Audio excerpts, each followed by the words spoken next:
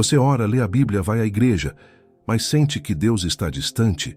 Spurgeon descobriu o que separa a religião da intimidade real com Deus, e essa verdade vai mudar tudo o que você pensava sobre a sua vida espiritual.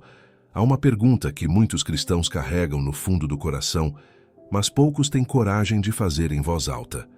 Uma pergunta que dói porque toca naquilo que deveria ser o centro de tudo. Por que eu sinto que Deus está tão longe de mim? Você já se fez essa pergunta? Já acordou de manhã, abriu a Bíblia, tentou orar e sentiu que as palavras subiam até o teto e voltavam vazias? Já foi à igreja, cantou os hinos, ouviu a pregação e ainda assim saiu com aquela sensação estranha de que algo faltava? Se você já viveu isso, saiba que não está sozinho. E saiba também que existe uma resposta. Não uma resposta fácil, não uma fórmula religiosa, mas uma verdade profunda que pode transformar para sempre a sua caminhada com Deus. Charles Spurgeon, o maior pregador que o mundo evangélico já conheceu, dedicou décadas de sua vida a pregar sobre essa mesma questão. Ele dizia que o maior perigo da vida cristã não era o pecado escandaloso, não era a perseguição, não era a pobreza, mas sim a frieza espiritual que se instala devagar, silenciosamente, no coração de quem um dia ardeu de amor por Deus.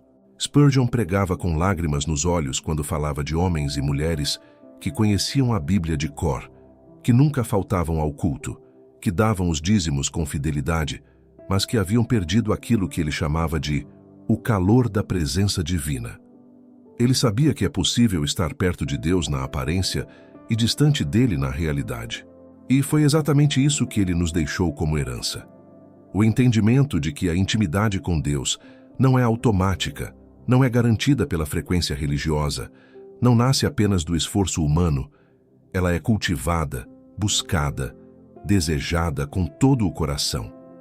A palavra de Deus diz em Jeremias 29:13: Vocês me procurarão e me acharão, quando me procurarem de todo o coração.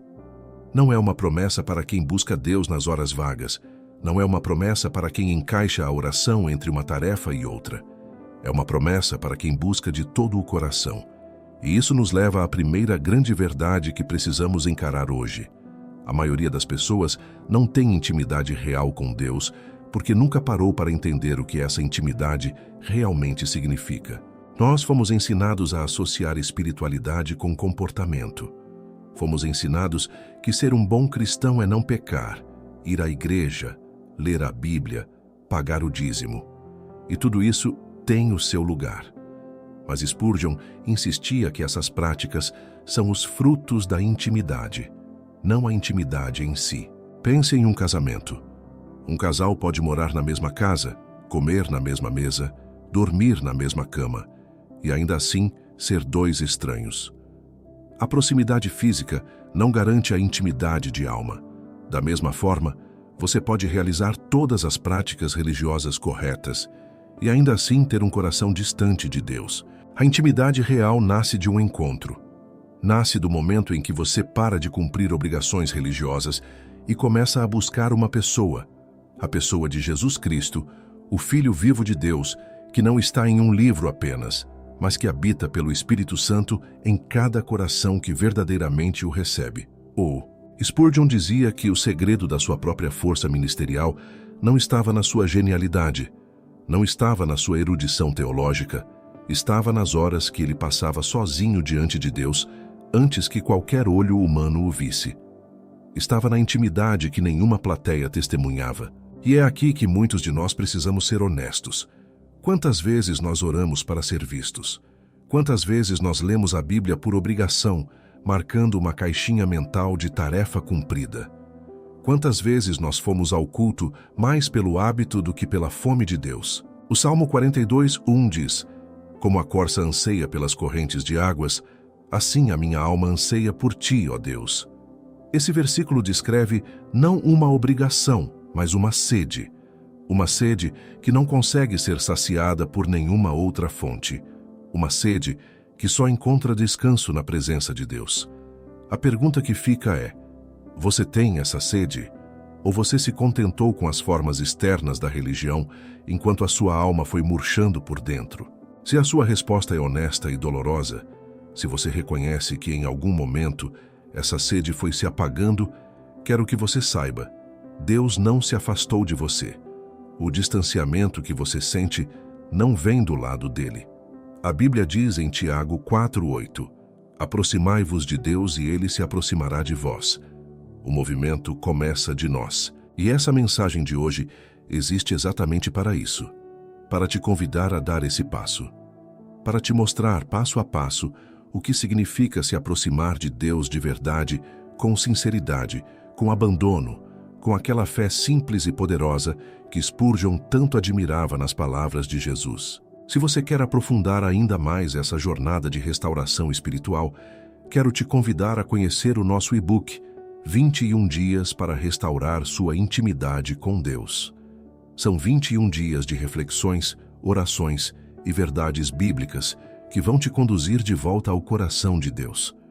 O link está no primeiro comentário fixado aqui embaixo. E se você ainda não se inscreveu neste canal, faça isso agora. Aqui você encontrará mensagens que alimentam a alma, que fortalecem a fé e que te desafiam a viver uma vida cristã verdadeira e profunda. Inscreva-se e ative o sino para não perder nenhum vídeo. Existe uma ilusão muito perigosa que habita dentro das igrejas, dentro dos lares cristãos, dentro dos corações de pessoas que amam a Deus. E essa ilusão tem um nome: a ilusão da proximidade automática. É a crença silenciosa de que, por já sermos salvos, por já termos aceitado Jesus, a intimidade com Deus está garantida, como se a conversão fosse o ponto de chegada e não o ponto de partida. Como se o momento em que entregamos nossa vida ao Senhor fosse suficiente para sustentar uma vida inteira de comunhão com Ele. Mas a Bíblia nunca ensinou isso. E a experiência de milhões de cristãos ao redor do mundo confirma o oposto. É completamente possível ser salvo e ainda assim viver distante de Deus. É possível ter o nome escrito no livro da vida e ainda assim passar os seus dias sem jamais experimentar a doçura da presença divina. O próprio apóstolo Paulo, ao escrever para os Filipenses, disse algo que deveria nos surpreender. Quero conhecê-lo. Ele estava falando de Cristo. Paulo, que havia tido uma experiência sobrenatural com Jesus no caminho de Damasco, que havia sido arrebatado até o terceiro céu, que havia plantado igrejas por todo o mundo conhecido, ainda dizia, quero conhecê-lo mais. Essa é a marca da verdadeira intimidade com Deus. Ela nunca diz, já cheguei. Ela sempre diz, quero mais. Filipenses 3:10 registra essa declaração. E conhecê-lo e o poder da sua ressurreição, e a participação dos seus sofrimentos, tornando-me conforme a sua morte. Paulo não queria apenas saber sobre Jesus. Ele queria uma experiência viva, crescente, transformadora.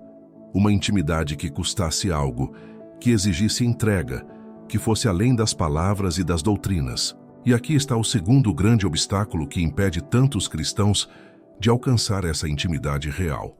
O contentamento com o conhecimento sobre Deus no lugar do conhecimento de Deus. Há uma diferença enorme entre essas duas coisas. Você pode estudar teologia durante anos e ainda assim ter um coração frio. Você pode memorizar capítulos inteiros da Bíblia e ainda assim nunca ter experimentado a presença de Deus de maneira pessoal e transformadora. O conhecimento sobre Deus alimenta a mente. O conhecimento de Deus alimenta a alma. Pense em como você conhece as pessoas que mais ama. Você não as conhece apenas por ouvir falar delas. Você as conhece porque passou tempo com elas, porque ouviu a voz delas, porque atravessou momentos difíceis ao lado delas, porque dividiu alegrias e choros. O conhecimento verdadeiro nasce da convivência, da presença, do tempo compartilhado. Com Deus não é diferente. A intimidade com Ele nasce da convivência real, do tempo que você passa na oração não para pedir, mas para ouvir. Do tempo que você passa na palavra, não para cumprir uma meta de leitura, mas para deixar que Deus fale diretamente ao seu coração. Da disposição de ficar quieto diante dele, como o Salmo 46:10 nos convida. Aquietai-vos e sabei que eu sou Deus. Aquietar-se. Essa palavra soa estranha num mundo que vive acelerado. Vivemos numa época em que o silêncio nos incomoda, em que precisamos preencher cada segundo com barulho, com tela, com distração. E enquanto isso, a voz suave de Deus continua chamando. E nós não conseguimos ouvi-la porque nunca paramos o suficiente para escutar. O profeta Elias aprendeu essa lição de uma forma marcante. Depois de uma grande vitória espiritual, ele caiu em desespero e fugiu para o deserto. E Deus foi até ele, não no vento forte que rasgava as montanhas, não no terremoto, não no fogo. Deus estava na voz mansa e delicada, na voz que só pode ser ouvida por quem está disposto a fazer silêncio. Quantas vezes Deus tem falado com você na voz mansa e delicada e você não ouviu porque o barulho da vida era alto demais? A intimidade real com Deus começa quando você decide que a presença dele vale mais do que qualquer coisa que esse mundo pode oferecer. Quando você decide que vai parar, vai fazer silêncio, vai se apresentar diante dele, não com uma lista de pedidos, mas com um coração aberto e disposto. O Salmo 27:4 expressa esse desejo com beleza singular. Uma coisa pedi ao Senhor e a buscarei, que eu possa morar na casa do Senhor todos os dias da minha vida, para contemplar a beleza do Senhor e para meditar no seu templo. Uma coisa, não 10 coisas, não uma lista. Uma coisa, estar na presença de Deus. Quando a intimidade com Deus se torna a sua maior prioridade, não uma entre muitas prioridades, mas a maior delas, algo começa a mudar dentro de você. A oração deixa de ser uma obrigação e se torna um encontro. A leitura da Bíblia deixa de ser uma tarefa e se torna uma conversa. O culto deixa de ser um evento e se torna uma experiência. E é nesse lugar de prioridade que a intimidade real começa a florescer. Não de uma hora para outra, não sem esforço, mas com uma consistência que vai transformando, aos poucos, a textura da sua vida espiritual de dentro para fora. Nas próximas partes desta mensagem, vamos mergulhar ainda mais fundo nessa realidade. Vamos falar sobre os inimigos invisíveis que roubam essa intimidade sem que percebamos, sobre como a oração pode se tornar um verdadeiro encontro com Deus e sobre o que significa viver todos os dias sob a sombra da presença dele. Se existe algo que o inimigo da sua alma domina com maestria, é a arte de roubar sem que você perceba. Ele não chega anunciado, ele não bate à porta e declara as suas intenções. Ele opera nas sombras, nas entrelinhas da rotina, nos pequenos descuidos do cotidiano, e vai, aos poucos, subtraindo aquilo que é mais precioso na sua vida espiritual, a intimidade com Deus. E o assustador é que esse roubo acontece de forma tão gradual, tão silenciosa, que muitos cristãos só percebem a perda quando já estão há anos vivendo no vazio. Quando olham para trás e não conseguem mais lembrar a última vez que sentiram a presença de Deus de maneira viva e real. Há inimigos invisíveis que trabalham contra a sua intimidade com Deus. E se você não os conhece pelo nome, você não pode resistir a eles. O primeiro deles é a distração. Vivemos na era da informação e também na era da dispersão. Nunca na história da humanidade o ser humano teve tanta coisa competindo pela sua atenção ao mesmo tempo. Notificações, redes sociais, notícias, entretenimento, compromissos, preocupações. Tudo isso forma um muro entre você e a presença de Deus. Jesus disse em Mateus 6:21, porque onde estiver o teu tesouro, aí estará também o teu coração. O seu coração sempre vai na direção daquilo que você mais valoriza. E se o seu coração está constantemente disperso entre 1000 coisas, ele dificilmente encontrará o repouso necessário para se aproximar de Deus. A distração não é apenas um problema de foco, é um problema espiritual. Porque quando você está constantemente distraído, você está constantemente ausente. Ausente da presença de Deus, ausente de si mesmo, ausente daquilo que realmente importa para a eternidade. O segundo inimigo invisível é a culpa não resolvida. Há pessoas que se afastaram de Deus, não porque pararam de acreditar nele, mas porque acreditam que ele não mais as quer perto. Carregam erros do passado como correntes nos pés. Carregam vergonhas antigas que as impedem de levantar os olhos para o céu com confiança. E o inimigo usa exatamente isso. Ele usa a sua própria história contra você. Ele sussurra: você sabe o que fez. Como você vai se apresentar diante de Deus depois disso? E você acredita nessa mentira. E vai se afastando. E a distância vai crescendo. E a intimidade vai morrendo. Mas a palavra de Deus fala diferente. O apóstolo João escreve em 1 João 1,9: se confessarmos os nossos pecados, Ele é fiel e justo para nos perdoar os pecados e nos purificar de toda injustiça. Toda injustiça. Não algumas, não as mais leves. Toda injustiça. Deus não está esperando que você seja perfeito para se aproximar dele. Ele está esperando que você seja honesto. A intimidade com Deus não começa com a sua perfeição. Ela começa com a sua confissão. Com a coragem de se apresentar diante dele exatamente como você é. Sem máscaras, sem performances, sem fingir que está tudo bem quando não está. O terceiro inimigo invisível é o orgulho espiritual. Esse é talvez o mais traiçoeiro de todos, porque se disfarça de virtude.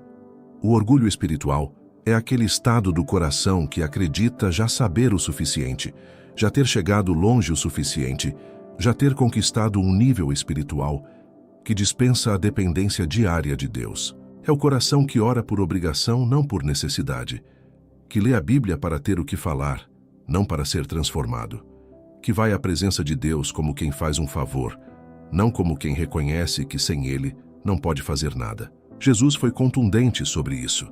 Ele disse em João 15:5: separados de mim, vocês não podem fazer nada. Nada. Essa palavra não deixa espaço para o orgulho. Ela declara uma dependência total, absoluta, permanente. E é exatamente essa dependência que abre a porta para a intimidade real com Deus. O homem ou a mulher que reconhece a sua própria pobreza espiritual, que chega diante de Deus com as mãos vazias, com o coração humilde, com a consciência de que precisa dele mais do que do ar que respira, esse é o coração que Deus honra com a sua presença. Mateus 5:3 registra as próprias palavras de Jesus: bem-aventurados os pobres em espírito, porque deles é o reino dos céus. Os pobres em espírito, não os que fingem humildade, mas os que genuinamente reconhecem a sua necessidade de Deus em cada momento da vida. O quarto inimigo invisível é a pressa. A intimidade com Deus não se constrói em orações de 2 minutos feitas no caminho para o trabalho. Ela não se aprofunda em leituras bíblicas realizadas com um olho no versículo e outro no relógio. Ela exige tempo, ela exige presença, ela exige a disposição de ficar. Há um momento descrito no Evangelho de Lucas que sempre me toca profundamente. Jesus estava na casa de Marta e Maria. Marta estava ocupadíssima, servindo, preparando, se movimentando. Maria estava sentada aos pés de Jesus, ouvindo a sua palavra. E quando Marta reclamou, Jesus respondeu: Maria escolheu a boa parte, e esta não lhe será tirada. A boa parte, não a parte mais eficiente, não a parte mais produtiva. A boa parte era simplesmente estar aos pés de Jesus, ouvindo a sua voz, sem pressa de ir a lugar nenhum. Você tem feito essa escolha? Você tem escolhido a boa parte, mesmo quando a vida ao redor cobra velocidade, eficiência e produtividade? Porque é nessa escolha diária, nessa decisão de sentar aos pés de Jesus antes de qualquer outra coisa, que a intimidade real com Deus é cultivada e preservada. Os inimigos são reais, mas o poder de Deus é maior. E quem decide, com determinação e fé, resistir a essas forças que roubam a comunhão com o Senhor, descobre que do outro lado da resistência há uma presença que vale cada sacrifício feito.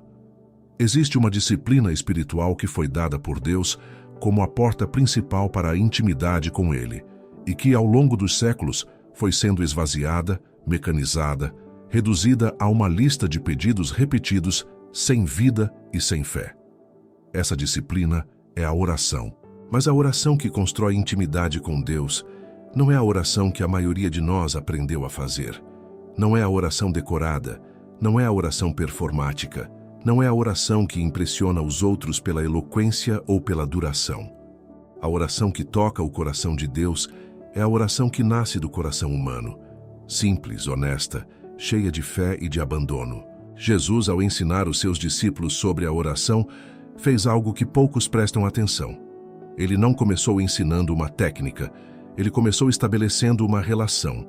As primeiras palavras do que chamamos de Pai Nosso são: Pai Nosso que estás nos céus. Pai. Essa palavra muda tudo. Você não vai a uma audiência formal com o seu pai. Você não precisa se anunciar, não precisa usar linguagem protocolar, não precisa esperar na fila. Você entra, você chega perto, você fala, porque ele é seu pai e você é seu filho.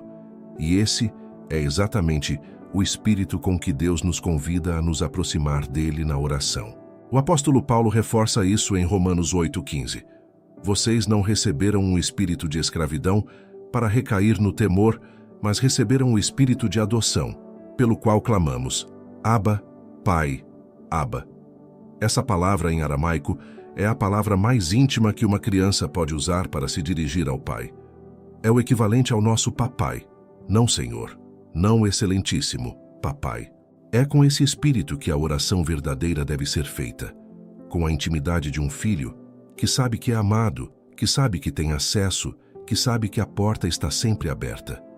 Mas há algo mais que precisa ser dito sobre a oração, algo que transforma completamente a sua natureza quando você compreende. A oração não é apenas falar com Deus. A oração é também ouvir a Deus. A maioria das pessoas passa toda a sua oração falando, pedindo, agradecendo, intercedendo, e tudo isso tem o seu lugar. Mas quando a oração termina, elas se levantam e saem sem jamais terem ficado quietas o suficiente para ouvir o que Deus queria dizer. E aí a oração se torna um monólogo, quando deveria ser um diálogo. O profeta Samuel, ainda criança, teve um encontro que nos ensina muito sobre isso. Quando Deus o chamou pela primeira vez, Samuel não reconheceu a voz. Foi preciso que Eli o orientasse. Se ele te chamar, dize: Fala, Senhor, pois o teu servo ouve. Fala, Senhor. Não ouve, Senhor, pois o teu servo fala. A postura correta diante de Deus é sempre a postura de quem está disposto a ouvir. E quando você começa a orar assim, com a disposição de ouvir, com o coração aberto para receber o que Deus quer dizer, a oração se transforma num encontro real. Você começa a perceber impressões no seu coração que não vieram de você. Começa a sentir direção onde antes havia confusão. Começa a experimentar aquela paz que Paulo descreve em Filipenses 4:7 como a paz de Deus que excede todo o entendimento. Essa paz não é a ausência de problemas. É a presença de Deus em meio aos problemas. E ela só vem para quem ora de verdade, não para quem apenas faz movimentos religiosos com as mãos juntas e os olhos fechados. Há outro aspecto da oração que abre portas extraordinárias para a intimidade com Deus: a oração de adoração. Não a adoração que pedimos ao time de louvor que faça por nós. A adoração pessoal, íntima, que nasce do coração de alguém que contempla a grandeza de Deus e não consegue ficar em silêncio. O Salmo 103 começa com uma declaração que deveria marcar cada momento de oração. Bendize, ó minha alma, ao Senhor, e tudo o que há em mim bendiga o seu santo nome. Tudo o que há em mim. Não apenas as palavras, não apenas os lábios, mas todo o ser interior, todo o coração, toda a mente, toda a emoção. A mente. Quando você entra na presença de Deus com adoração genuína, algo acontece que não tem explicação racional. As preocupações perdem o peso. Os medos perdem a voz. Os problemas continuam existindo, mas eles parecem menores diante da imensidão de quem é Deus. É como se a adoração recalibrasse a sua perspectiva, te lembrando de quem está ao seu lado, de quem caminha com você, de quem nunca te abandonou, nem te abandonará. Deus habita nos louvores do seu povo, como declara o Salmo 22:3. Ele não apenas aprecia a adoração, ele se manifesta nela. Ele vem. E quando Deus vem, tudo muda. Por isso, se você quer restaurar a sua intimidade com Deus, comece pela oração, mas comece de uma forma diferente. Antes de apresentar qualquer pedido, passe alguns minutos simplesmente adorando, reconhecendo quem Ele é, agradecendo pelo que ele já fez, ficando quieto para ouvir. E veja o que acontece com o seu coração quando você ora assim com consistência, dia após dia, semana após semana. A oração não é uma ferramenta para conseguir coisas de Deus. A oração é o caminho para estar com Deus. E quando você descobre essa diferença, quando a sua oração deixa de ser instrumental e passa a ser relacional, você encontrou a porta que leva ao mais profundo e transformador dos encontros espirituais que um ser humano pode ter nesta vida. Há uma verdade que a Bíblia repete de tantas formas diferentes que seria impossível ignorá-la. E ainda assim, ela é uma das verdades mais ignoradas dentro da vida cristã contemporânea. Essa verdade é a seguinte: a intimidade com Deus transforma quem você é. Não estamos falando de uma transformação superficial. Não estamos falando de mudanças de comportamento produzidas pelo esforço humano, pela força de vontade, pela disciplina religiosa. Estamos falando de uma transformação que vem de dentro para fora, que nasce do contato real e constante com a presença de Deus e que vai moldando o seu caráter, os seus desejos, a sua maneira de ver o mundo, até que você comece a refletir cada vez mais a imagem daquele com quem você tem passado o tempo. Paulo descreve esse processo com uma imagem poderosa em 2 Coríntios 3,18. E todos nós, com o rosto descoberto, contemplando como em espelho a glória do Senhor, somos transformados de glória em glória, na mesma imagem, como pelo Senhor Espírito. Contemplando. A transformação começa na contemplação, não na ação, não no esforço. Na contemplação, você se torna semelhante àquilo que você contempla. Se você passa a maior parte do seu tempo contemplando as preocupações, você se torna um homem ou uma mulher ansioso. Se você passa a maior parte do tempo contemplando as ofensas que recebeu, você se torna amargo.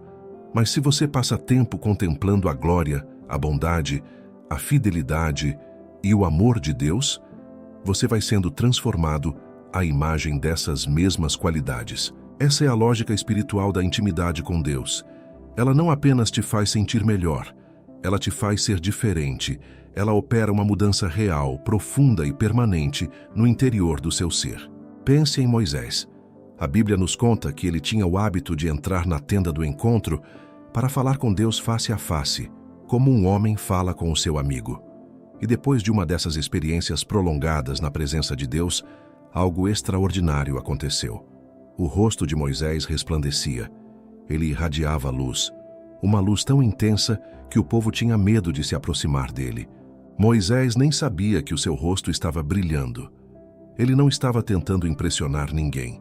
O brilho não era intencional, era o resultado natural de ter estado na presença de Deus. Era o reflexo da glória divina sobre um rosto humano que havia se exposto à luz do Altíssimo. E isso é exatamente o que acontece com quem cultiva intimidade real com Deus. As pessoas ao redor começam a perceber algo diferente. Não conseguem necessariamente nomear o que é, mas percebem uma paz que não é comum, uma generosidade que não é natural, uma alegria que não depende das circunstâncias. Percebem o brilho de quem tem estado com Deus. Atos 4,13 registra uma cena belíssima. Depois que Pedro e João falaram diante do Sinédrio, homens sem instrução, pescadores simples, a Bíblia diz que os líderes religiosos reconheceram que eles haviam estado com Jesus. Não foi pela eloquência, não foi pela erudição, foi pelo brilho, foi pela marca invisível, mas inconfundível de quem vive na presença do Senhor. Essa é a identidade do cristão que cultiva intimidade com Deus. Não é uma identidade construída pela performance religiosa. É uma identidade moldada pelo encontro. É o resultado natural de uma vida que escolhe, todos os dias, se apresentar diante do Senhor e permanecer na sua presença. E essa transformação toca todas as áreas da vida. Ela transforma os seus relacionamentos, porque quem está cheio do amor de Deus tem mais amor para dar. Ela transforma a sua maneira de lidar com as adversidades, porque quem conhece a fidelidade de Deus não vacila diante das tempestades da vida. Ela transforma a sua perspectiva sobre o futuro, porque quem vive na intimidade com o Eterno aprende a ver além do que os olhos físicos alcançam. O Salmo 91 descreve com beleza esse estado de quem vive sob a sombra do Altíssimo. Aquele que habita no esconderijo do Altíssimo e descansa à sombra do Onipotente, diz ao Senhor: Ele é o meu refúgio e a minha fortaleza, o meu Deus, em quem confio. Habitar. Não apenas visitar. Não apenas aparecer nas emergências. Habitar. Fazer da presença de Deus a sua morada permanente. Essa é a diferença entre uma fé que sobrevive e uma fé que floresce. A fé que sobrevive recorre a Deus quando os problemas chegam. A fé que floresce vive com Deus antes, durante e depois dos problemas. E é essa fé florescente que produz aquela estabilidade interior que o mundo todo admira, mas não consegue explicar. Você foi criado para isso. Não para uma religiosidade vazia, não para um cristianismo de aparências, mas para uma comunhão viva, real e crescente com o Deus que te criou, que te amou antes que você soubesse que Ele existia e que desde sempre desejou te ter perto de si. Gênesis 3 nos conta que mesmo depois da queda, mesmo depois que o homem e a mulher se esconderam de Deus com vergonha e medo, Deus foi ao jardim e chamou: Onde estás? Ele foi em busca deles, não para condenar, mas porque não queria estar sem eles. Esse mesmo Deus ainda te chama hoje, ainda pergunta onde você está, ainda deseja te ter perto. A intimidade com Deus não é um nível espiritual reservado para os grandes pregadores, para os missionários, para os que vivem em mosteiros. É o direito e o privilégio de todo filho de Deus que decide, com coragem e determinação, sair da superfície e mergulhar fundo na presença do Pai. Chegamos ao fim desta mensagem, mas espero que seja o começo de algo novo dentro de você. A intimidade com Deus não é um sonho distante, ela é uma realidade disponível para todo coração que genuinamente a busca. Deus está mais perto do que você imagina, e Ele te espera. Se esta mensagem tocou o seu coração, quero te convidar a conhecer o nosso e-book 21 Dias para Restaurar Sua Intimidade com Deus. O link está no primeiro comentário fixado aqui embaixo.